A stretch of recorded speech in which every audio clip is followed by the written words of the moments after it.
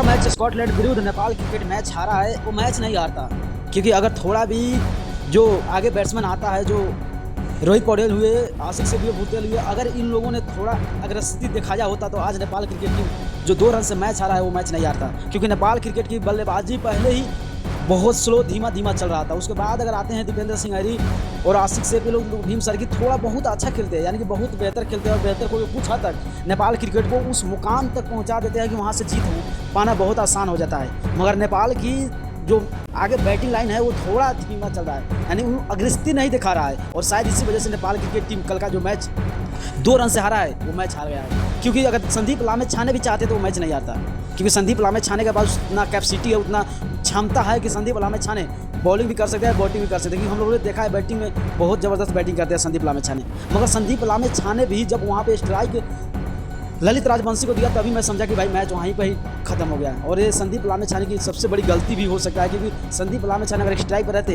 तो चौका छक्का लगाने का उसके पास उतना क्षमता है संदीप के पास जो लगा सकते हैं। मगर सबसे बड़ी बुरी बात यह है कि देखो सबसे खराब प्रदर्शन किसी का है तो वह कप्तान रोहित पौडेल का। भाई कप्तानी का मतलब उनको समझ ही नहीं आ रहा है। कप्तान एक मैच में नहीं चलते हैं वो अलग बात है, मगर वो लगातार 3-4 मैच में फ्लॉप होते हैं, उसके बाद एक मैच में आते हैं, थोड़ा बहुत अच्छा खेलते हैं और फिर चले जाते हैं। मगर उसमें कप्तान की सबसे बड़ी गलती है और मैच हारवाने का मुख्य कारण कप्तान ही है। तो आप लोग क्या सोचते हैं? आप लोग अपना राय कमेंट में कमेंट कर दीजिएगा, और नए हो तो चैनल को सब्सक्राइब करते हुए पेज को फॉलो करके वीडियो शेयर कर दीजिएगा।